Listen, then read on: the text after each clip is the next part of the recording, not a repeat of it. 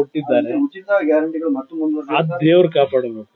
ಯಾವ ರೀತಿ ಅದಕ್ಕೆ ದೇವ್ರು ಕಾಪಾಡಬೇಕು ಅಂದಲ್ಲ. ಈಗ ಬಹುಶಃ ಫ್ರೀ ಬೀಸು ಅವ್ರು ಏನ್ ಘೋಷಣೆ ಮಾಡಿದ್ದಾರೆ, ಅದ್ ಯಾರವ್ರಿಗೆ ಆ ರೀತಿಯ ಒಂದು ಫ್ರೀ ಬೀಸ್ ನ ಘೋಷಣೆ ಮಾಡ್ತಕ್ಕಂಥದ್ದಕ್ಕೆ ಅವ್ರ ಮೇಲೆ ಪ್ರಭಾವ ಬೀರಿದ್ರೆ ಗೊತ್ತಿಲ್ಲ. ಇವತ್ತು ಅಲ್ಲಿಯ ಬಜೆಟ್ ವರ್ಷಕ್ಕೆ 3,00,000 ಲಕ್ಷ ಕೋಟಿನ ಏನೋ ಇದೆ, 330 340. ಅವರ ಫ್ರೀ ಬೀಸ್ ಏನಿದೆಯಲ್ಲ, ಬಹುಶಃ ಒಂದು ವರ್ಷಕ್ಕೆ 6 ರಿಂದ 7 ಲಕ್ಷ ಕೋಟಿ ಬೇಕು.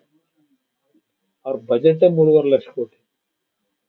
ಯಾವ ತರ ಹಣ ಹೊಂದಿಸ್ತಾರೆ ಅದ್ ನೋಡ್ಬೇಕು. ಪಂಚರಾಜ್ಯ ಚುನಾವಣಾ ಒಂದು ಫಲಿತಾಂಶವನ್ನ ವಿಶ್ಲೇಷಣೆ ಮಾಡೋದಾದ್ರೆ ಈಗಿನ ಒಂದು ಫಲಿತಾಂಶಗಳು ಏನ್ ಬಂದಿದೆ ಪಂಚರಾಜ್ಯದ್ದು, ಈ ಫಲಿತಾಂಶ ಬಹಳ ಜನ ನಿರೀಕ್ಷೆ ಮಾಡಿದ್ರು. ಈಗ ಕೇರಳ ಫಲಿತಾಂಶದ ಬಗ್ಗೆನೂ ಮೊದಲೇ ಮಾಧ್ಯಮಗಳಲ್ಲಿ ಬರ್ತಾ ಇದ್ದು ಸುದ್ದಿ ನೀವೇ ಪ್ರಕಟ ಮಾಡಿದ್ರಿ. ವೆಸ್ಟ್ ಬೆಂಗಾಲ್ನಲ್ಲೂ ಅಷ್ಟೇ ಈ ಬಾರಿ ಬಿಜೆಪಿ ಬರುತ್ತೆ ಅಂತಕ್ಕಂಥದ್ದು ಮೊದಲೇ ಹಲವಾರು ರೀತಿಯ ರಾಜಕೀಯ ವಿಶ್ಲೇಷಣೆ ಮಾಡಿದವರು, ನಮ್ಮ ಕೆಲವು ಫಲಿತಾಂಶದ ಬಗ್ಗೆ ಏನೊಂದು ಇಟ್ಕೊಟ್ರಲ್ಲ, ಪೋಲಿಂಗ್ ಅನಾಲಿಸಿಸ್ ಪೋಲ್, ಅವರೆಲ್ಲ ಬಿಜೆಪಿ ಬರುತ್ತೆ ಅಂತಕ್ಕಂಥದ್ದು ಮೊದಲೇ ಕೊಟ್ಟಿದ್ರು. ಅದರಿಂದ ಪುದುಚೇರಿದು ಎಲ್ರಿಗೂ ಗೊತ್ತಂತ ವಿಷಯ. ತಮಿಳುನಾಡದು ಸ್ವಲ್ಪ DMK ಬರುತ್ತೆ ಅಂತಕ್ಕಂಥದ್ದು ಮಾಧ್ಯಮಗಳಲ್ಲಿ ಸುದ್ದಿ ಬರ್ತಾ ಇತ್ತು. ಯಾರು ಸಹ ವಿಜಯ್ ಅವರ ಒಂದು ಈಗಿನ ಸಾಧನೆ ಏನಿದೆ ನಿರೀಕ್ಷೆ ಮಾಡಿರ್ಲಿಲ್ಲ. ಅದೊಂದು ಸ್ವಲ್ಪ ಎಲ್ರಿಗೂ ಆಶ್ಚರ್ಯ ಉಂಟು. ಮುಂದೆ ಕರ್ನಾಟಕ ಚುನಾವಣೆಯಲ್ಲಿ ಈ ರೀತಿಯ ಯಾವ್ದಾರ ಒಂದು ಬದಲಾವಣೆ ಆಗ್ಬೋದ? ನೋಡೋಣ, ಬದಲಾವಣೆ ಆಗಬಹುದು ಅಂತಕ್ಕಂಥದ್ದು ಕೆಲವು ಜನಸಾಮಾನ್ಯರ ಚರ್ಚೆ ಇದೆ. ಕಾದ್ ನೋಡೋಣ ಅಂತ ಏನೇನಾಗುತ್ತೆ. ಪ್ರಾದೇಶಿಕ ಪಕ್ಷಗಳ ಶಕ್ತಿಗೆ ಒಂದು